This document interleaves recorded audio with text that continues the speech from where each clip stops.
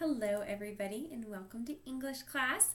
So I'm just wanting to do a little bit of a video to kind of explain to you a couple of questions that you're going to be seeing coming throughout the semester. And I'm going to be asking you to relate the literature that you're reading or have already read to yourself. I'm sure you're kind of thinking like, how can I do that? That doesn't even make sense to me. How am I supposed to relate literature to me? Well, it's actually quite simple.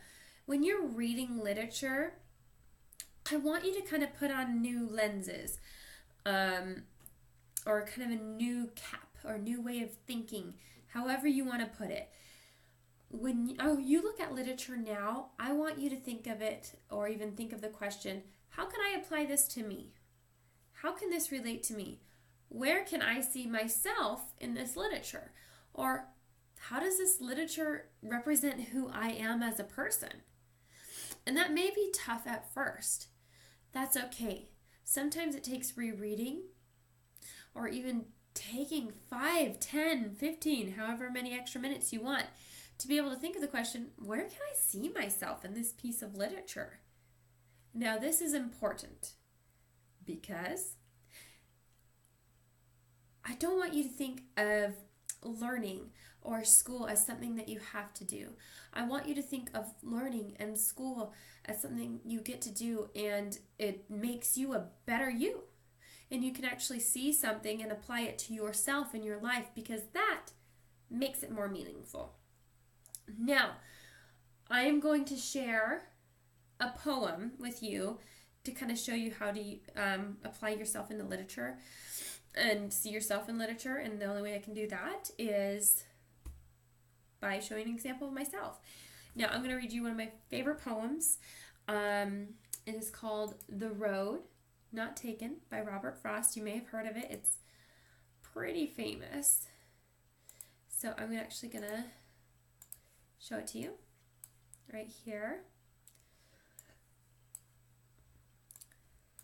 So you can actually look at something, and I hope that you can see it. Okay. So, 2 roads diverged in a yellow wood, and sorry I could not travel both. And be one traveler long I stood, and looked down one as far as I could, to where it bent in the undergrowth. Then took the other as just as fair, and having perhaps the better claim, because it was grassy and wanted wear.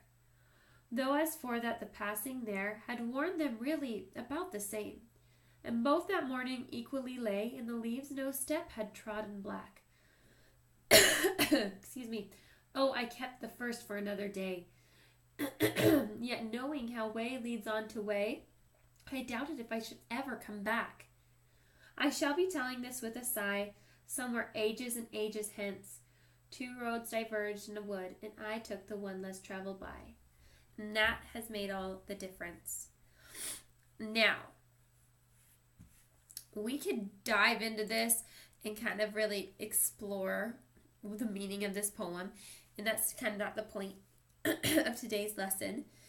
But when I read The Road Not Taken, it's just simply I see somebody making choices. There's lots of things I see in this, but I see mainly somebody's making choices, and you have to make a decision between something or another something that could be just as good. And it's a really tough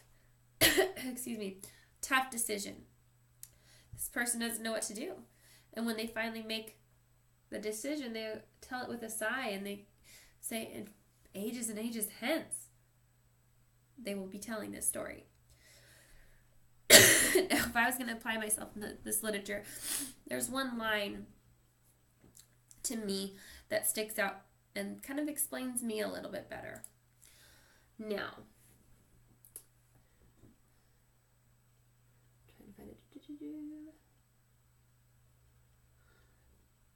I mean, this whole poem, really.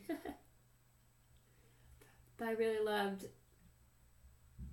yet knowing how way leads on to way, I doubted if I should ever come back. Now, I know for me, I have made a lot of really, really big decisions in my life. Moving to multiple different states, choosing to start or end relationships, Those are all really big decisions that I've had to pick, or even if I wanted to go to college. And when I picked what college, why that I wanted to go to college, which college did I want to go to?